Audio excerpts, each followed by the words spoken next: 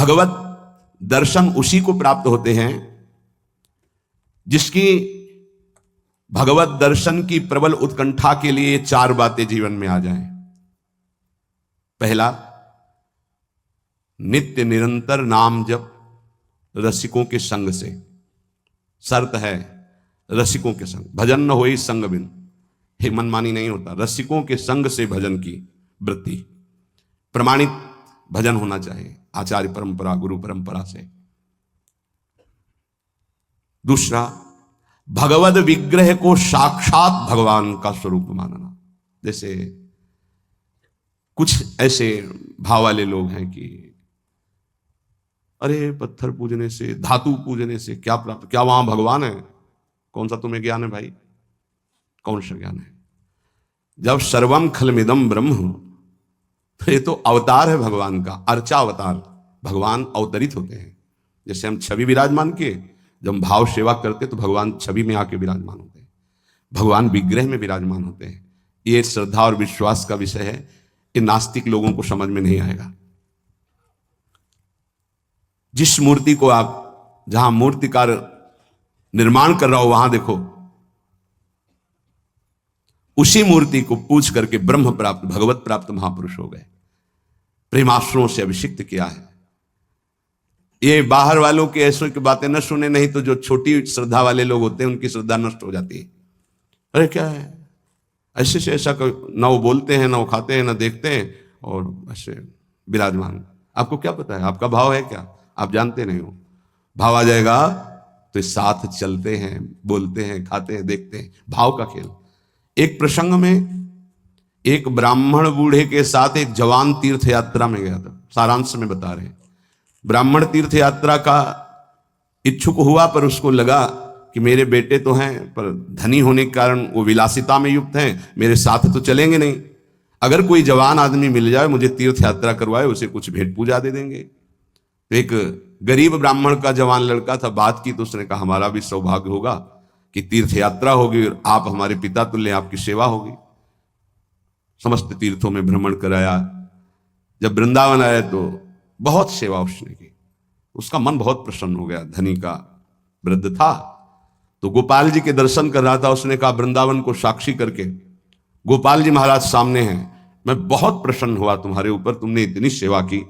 एक बेटी ब्याह योग्य है, मैं तुम्हें ब्याह करवा दूंगा अपनी बेटी से। उनका देखो हमने तो नहीं कहा, तुमने कहा है ना, इस बात को ध्यान रखना, वहां जाके भूल मत जाना। ऐसा ही हुआ, सारांश में बताया।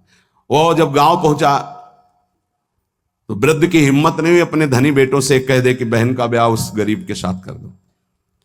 काफी दिन हो गए, कोई चर्चा ही नहीं, तो ब्याह की बात थी। उस गरीब ब्राह्मण ने जाके कहा बूढ़े ब्राह्मण से कि आपने कहा था भगवान के सामने कि अपनी बेटी का ब्याह तुम्हारे साथ कर देंगे। तो जवान बेटों के भय से उसने कहा मुझे याद नहीं ऐसा कुछ। भाई याद नहीं, तुमने भगवान के सामने कहा था। कह रहे याद नहीं। तो बेटों ने कहा कि चलो भागो यहां से। भगवान के सामने कहा बुलाओ भगवान को, अगर साक्षी दे देंगे तो हम बहन का ब्याह कर देंगे। बोले पक्का? तो उनको पता था कि मूर्ति कोई बोलती थोड़ी, चलती थोड़ी। उनका हाँ पक्का। बोले पंचों के बीच में बोल दो। पहले गांव में पंचायत होती थी, पिंड छुटाने के लिए कि अतरे दिन ये परेशान करेगा, तो उन्होंने कहा पंचों के सामने यदि ठाकुर जी आके गवाही दे दे तो ब्याह करवा देंगे। ओ गरीब आदमी जो कुछ था बेचा, फिर वृंदावन आया। ठाकुर जी गोपाल जी से कहा कि महाराज आपके सामने हमारे ब्याह की बात कही थी इस वृद्ध ब्राह्मण ने, आपको गवाही देना पड़ेगा तब हमारा ब्याह होगा। हाँ कौन सुने। समय हुआ, ठाकुर जी का शयन भोग लगा, पट बंद हो गए, वो बैठे ही रहे बाहर। वाह गोपाल जी महाराज, आप जब बोलोगे तभी हमारा ब्याह होगा, और हम तभी यहां से जाएंगे जब आपको साक्षी दे। सब चले गए थे वकील। उसको विश्वास था भगवान है। अंदर से आवाज आई मूर्ति कहीं चलती है क्या कि चलकर साक्षी दे? बोले महाराज मूर्ति बोलती थोड़ी है, आपने बोला ना तो आओ निकल के बाहर। अब उनके लिए कोई पर्दा है क्या? ललित त्रिभंगी वैसे। बोले देखो अब तुम्हारे प्रेम के कारण हम बाहर तो निकल आए, तुम उसको यहीं बुला दो, हम यहीं साक्षी। बोले महाराज वो नहीं आएगा, हमारा ब्याह रुक जाएगा, आपको चलना पड़ेगा। बोले चल तो देंगे, लेकिन देखो हम वृंदावन के ठाकुर हैं, हमको तो अच्छा अच्छा माखन मिश्री सब भगवान ले बहानेबाजी। बोले महाराज हमें पता था कि आप भोग राग के लिए कहोगे, तो हमारे पास जो संपत्ति थी बेच के आए, खूब खवाते पियाते चलेंगे महाराज। बोले चलो। अच्छा देखो दृढ़ विश्वास। बोले महाराज हम जानेंगे कैसे कि आप आ रहे हो? बोले मेरे नूपुरों की ध्वनि सुनाई देगी, और देखो लौट कर जहां देख लोगे उससे आगे फिर हम नहीं जाएंगे। ठीक है महाराज, जब भोग लगाने का समय आएगा तो हम बोल देंगे, तब तुम हमारा भोग लगाना, और जब हम चलेंगे तो लौट कर पीछे नहीं देखोगे। ठीक है महाराज। अपने प्रांत पहुंचे, उड़ीसा प्रांत। गांव जब नजदीक रह गया तो सोचा मुड़ के तो देखे, केवल पायले धुनी है, ठाकुर जी भी है। मुड़ के देखा तो श्याम घन साक्षात प्रभु। प्रभु ने कहा देखो तुमने वादा तोड़ दिया, अब हम यहां से नहीं जाएंगे। बोले महाराज अब तो कोई बात नहीं। गांव में दौड़ के गया, गोपाल जी आए, प्रभु आए साक्षी देने के लिए मेरे ब्याह के लिए। पूरा नगर दौड़ पड़ा, पंचायत के सब सब सब ने देखा प्रभु विराजमान। अब किसी की हिम्मत थोड़ी थी कि पूछ ले, जबरदस्ती उस बुड्ढे से कहा ब्याह करो भगवान वृंदावन से साक्षी। आज भी साक्षी गोपाल के रूप में भगवान विराजमान। क्या हुआ? जिसे तुम मूर्ति समझते वो चल के उड़ीसा तक गए और गवाही दी। विठ्ठल भगवान बातचीत करते थे तुकाराम जी से, नामदेव जी से, इन बड़े बड़े संतों से। हरिवंश महाप्रभु, सेवक जी महाराज, बनचंद महाप्रभु तक बातचीत करते थे राधा वल्लभ लाल जी। प्रगट में एक बार मोहन चंद्र जी महाराज महाप्रभु के सबसे छोटे लाड़िले पुत्र थे। महाप्रभु राधा वल्लभ जी की सेवा परिचर्या में थे, तो एक पात्र कटोरा था राधा वल्लभ जी की सेवा का, उसमें चरण छू गया श्री मोहन चंद्र जी का। महाप्रभु ने एक शपथ मारी, प्रभु के पात्रों को ऐसे। राधा वल्लभ जी के जब पत्रावली कर रहे थे तो कपोल में अंगुली बनी, तो उनका जय जय आप। तो बोले मोहन चंद के रूप में मैं ही तो अब खेल रहा हूं अपने पात्र, तुमने वहां मारा मुझे देखो लगा। महाप्रभु ने कहा क्षमा कीजिए प्रभु, ऐसी तन्मयता मोहन चंद जी की आप में है ये मुझे पता नहीं था। ऐसा महाप्रभु से बात, स्वामी जी से, बिहारी देव जी से बिहारी जी बात करते थे। आज भी महापुरुषों से प्रभु बात कर। ये केवल मूर्ति छवि का विषय नहीं होता। ये अज्ञानी जीव जो हैं ये केवल तर्क विवाद में फंसे रहते। श्रद्धा में तर्क विवाद नहीं होता। ये तर्क विवाद जहां होने लगे, ऐसी कोई वार्ता होने लगे, श्रद्धालु उपासक को बिल्कुल हट जाना चाहिए। भगवत दर्शन किसको प्राप्त होते हैं? पहला, जो रसिक महापुरुषों के गुरुदेव के अनुसार भजन करता, नाम जप, मंत्र जप। दूसरा, भगवत विग्रह को साक्षात प्रभु मान करके, कहो सो कहां जहां प्रभु नहीं। जब सर्वत्र प्रभु है तब तो हमने प्रभु का श्री विग्रह, अर्चा विग्रह, ये अर्चा अवतार है भगवान का, इनको विराजमान किया, साक्षात मेरे प्रभु हैं। ये बाहरी दर्शन है। तीसरा, प्रभु को अर्पित किए हुए प्रसाद के अलावा अरुचि होना। कुछ भी ऐसा जो हम प्रभु को अर्पित नहीं कर सकते वो हम नहीं पा सकते। प्रभु को अर्पित ना की हुई चाहे अमृत पड़ी हुई वस्तु हो, हमारी बिल्कुल श्रद्धा और रुचि नहीं। हमारे प्रियालाल ने नहीं पाया तो हम उसे चख नहीं सकते। ये भगवत प्राप्ति, भगवत दर्शन के लिए बहुत आवश्यक है। गुरु प्रदत्त भजन में आसक्ति, इष्ट के श्री विग्रह छवि में साक्षात भाव, और इष्ट को अर्पित ना किए हुए वस्तु, वस्त्र, पदार्थ, भोगों में पूर्ण अरुचि। कई बार हमने ऐसे संतों को देखा जो अमनिया जैसे, पा लीजिए, नहीं अमनिया है ना, हम अपने ठाकुर को भोग लगा के पाएंगे, या आप अपनी श्री जी को भोग लगा दीजिए तो पालेंगे, अन्यथा नहीं। अमनिया नहीं। अमनिया, माला, पत्र, पुष्प, सुगंधित कुछ भी नहीं। हमारा जीवन प्रसादी हो जाना चाहिए। ये बहुत ध्यान से अपनी दिनचर्या में देखिए कि कभी अमनिया मत पाइए। चौथा, सहनशील। ये बहुत आवश्यक है। बहुत सहनशील उपासक को होना चाहिए। जितना सहोगे उतनी भक्ति प्रकाशित होगी। सहत सहत बाढ़े भगति, गृह तन गुरु हितगार। गुरुदेव को समर्पित जीवन और सहनशीलता, निश्चित भगवत दर्शन। चार बातों से निश्चित भगवत दर्शन हो जाता है। ये बहुत खास बात है जिसको धारण करना बहुत कठिन है, पर गुरु कृपा पात्र बहुत सरल ढंग से इसे निर्वाह कर ले जाता है। क्या? किसी से मतलब नहीं। इस मार्ग के उपासक किसी से मतलब नहीं। पहले तो कहा पीछे वाले में कि जो विषयी पुरुषों का समूह है उनके संग से भयभीत रहे, कभी संग न करे। अब आगे वाले में महान संगा नाम किसका ये स्वरूप होता है? बोले जो वह तो महताम श्री पद रजा, महापुरुषों की चरण रज से जिसका शरीर अभिषिक्त है और माथे पे जिसकी चरण रज विराजमान है, गुरुजनों की, संतों की, रसिकों की, वो महान संगानाम सहज मधुरात्म प्रिय कथा। वो निसंग ही नहीं, महान संगानाम जागृत स्वप्न सुषुप्ति कभी भी कहीं भी उसका किसी से संबंध नहीं है, शरीर से भी नहीं, क्योंकि महानिशंगा नाम तभी हो सकता है, शरीर से भी नहीं। यह ज्ञानी जीव जानते नहीं। कहते हैं शरीर तो यहां छूट जाता है, फिर गति किसकी होती है, भगवत प्राप्त। शरीर तो एक कपड़ा है, समझते नहीं हो। इसके नीचे एक कपड़ा है, सूक्ष्म शरीर, उसके नीचे एक है कारण शरीर। आप पहनने वाले हो, आपके कपड़े हैं, एक छूटता है सिर्फ स्थूल शरीर। सूक्ष्म शरीर है वो, कारण शरीर को लेकर के बार बार जन्म मरण होता रहता है, कपड़े बदलते रहते हैं।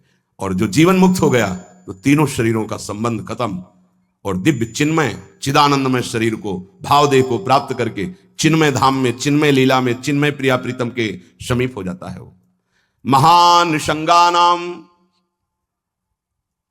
साधक का स्वभाव ऊपरी बड़ा ही रुक्ष होना चाहिए। साधक का रुक्ष, सबको ये लगना चाहिए कि बड़ा बेरुखा आदमी है ये, बच जाओगे।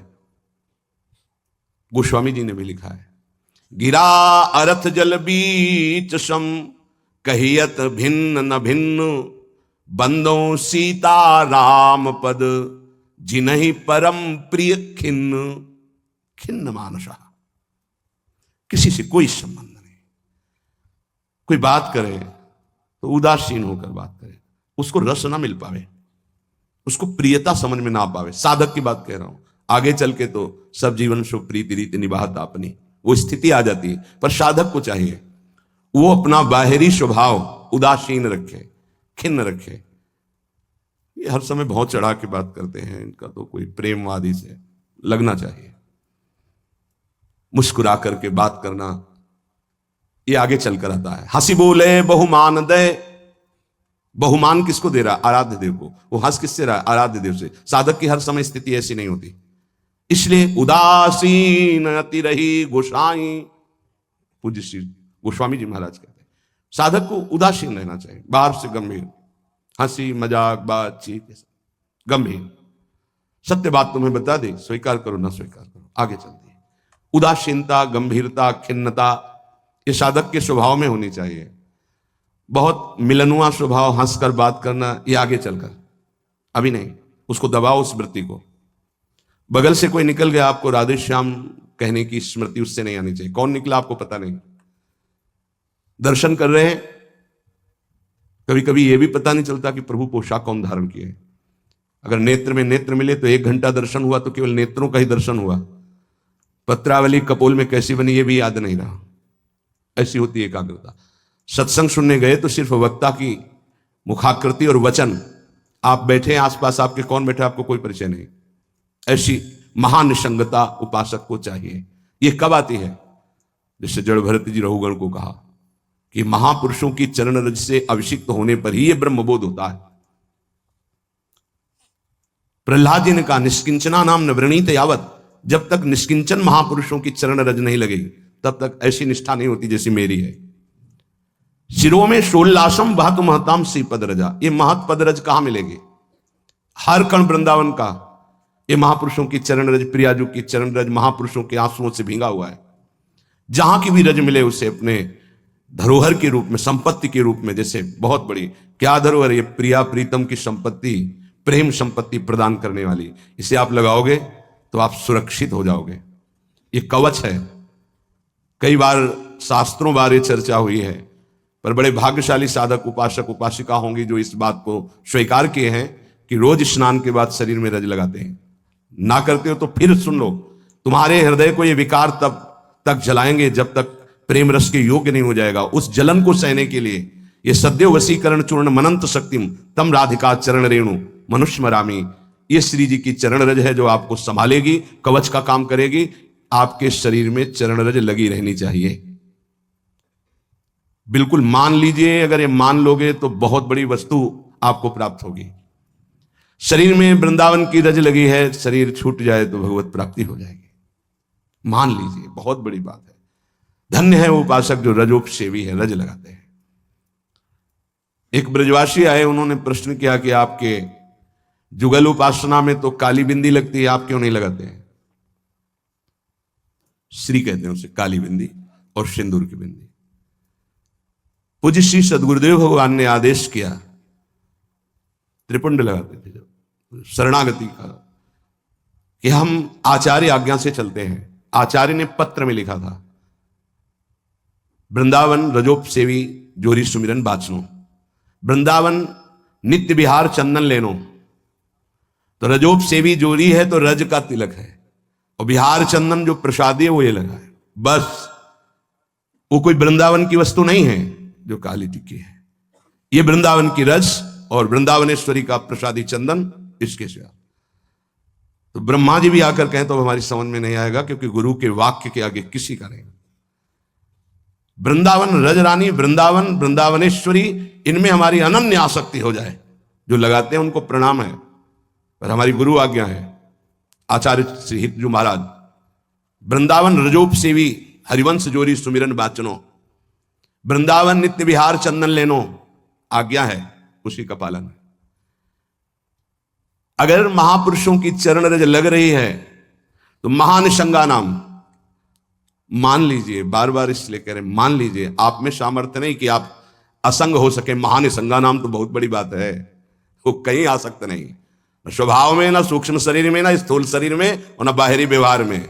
वो अपने स्वरूप में स्थित महापुरुष है, वही महानिशंगा नाम होता है।